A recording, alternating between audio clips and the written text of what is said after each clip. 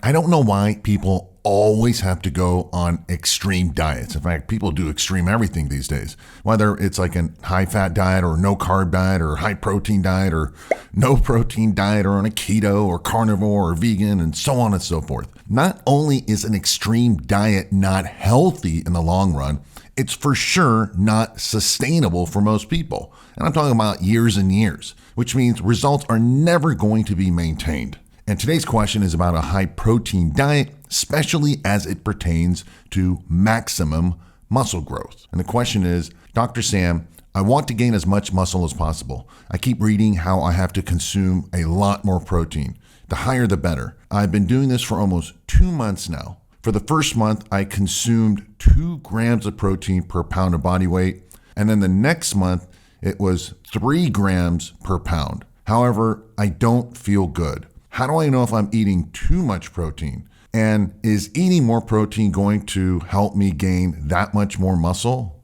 Yes, I've been there and done that myself. I also once did 3 grams of protein per pound of body weight based on a, bodybuilding coach's recommendations. This guy's a very well-known coach. He said that it's the best way to gain muscle without getting fat. I was young and dumb, and he was old and dumb. Now, I was 200 pounds at the time, and I consumed about 600 grams of protein every day. It was basically 100 grams 6 times daily. And honestly, I only lasted about a month because I felt totally run down and tired all the time. I had stomach and digestive problems, and I was always thirsty and dehydrated despite, drinking more and more water. Also, I wasn't sleeping very well at all, worse than my usual sleep problems, and the sleep was just not very deep. I had a hard time falling asleep and staying asleep, which, as we all know now, that poor sleep causes a million health problems, especially as it pertains to muscle, which means you need good sleep to gain muscle and lose fat. Later, I found out that these are all signs that I'm eating way too much protein. Again, feeling tired, having stomach problems, feeling thirsty, and even poor sleep. By the way, I was not on a ketogenic diet either, meaning having no carbs or anything. I was still having carbs and fiber. Now, people that don't have carbs and fiber also end up having other side effects such as constipation and bad breath. Did all this extra protein result in way more muscle or any extra muscle? Not at all. But in all fairness, I only did it for a month. And muscle growth takes a lot of time, many months, especially if you're doing it naturally. And genetics aside, it's very much hormone controlled, gaining muscle. Better hormones equals more muscle and less body fat. At the end of this video and below in the description area, I've put a link to another video I made that's entitled The 4 Primary Proven Ways to Build Muscle. It's got over 10 million views, and it'll simplify the whole process for you about gaining muscle. Again, a very high protein diet is not sustainable long term. For no other reason, for me, I just felt like crap all day long.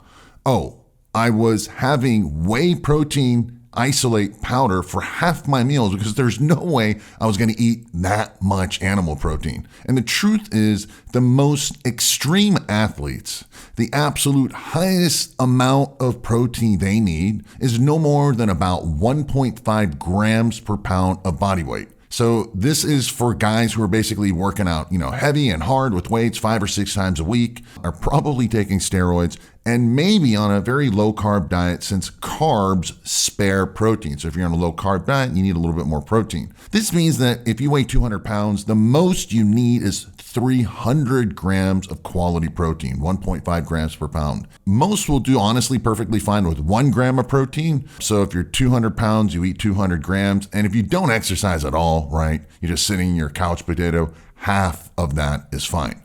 Remember, eating protein does increase protein synthesis, which means more muscle. This is good. However, the more protein you eat, the more you also oxidize, which means the more protein you burn. This decreases protein synthesis. Okay, too much of a good thing. So after a certain amount, the opposite effects happen, and you can slowly become a little bit more catabolic instead of anabolic.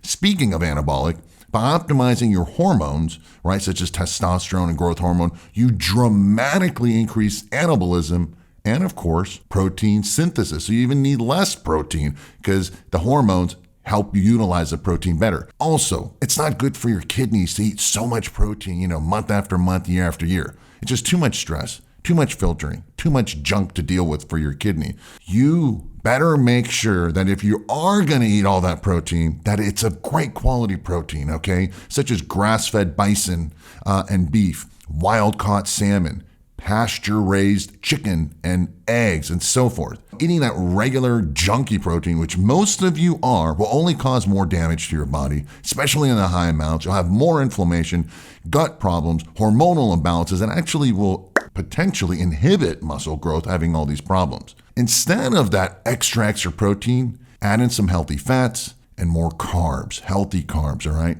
Both of these will help hormones and allow you to build more muscle and have more stamina and strength and better workouts and better mood. Again, guys, stop going to the extremes. It never works. Trust me, I've tried it all, and I want you to learn from my mistakes. Make sure you watch that video, all right? It's entitled The 4 Primary Proven Ways to Build Muscle. Again, it's got over 10 million views, and I'll simplify the whole process for you. Also, don't forget, let me know below in the comment section what you've learned in today's video, what you liked, and what topics you want me to cover in the future.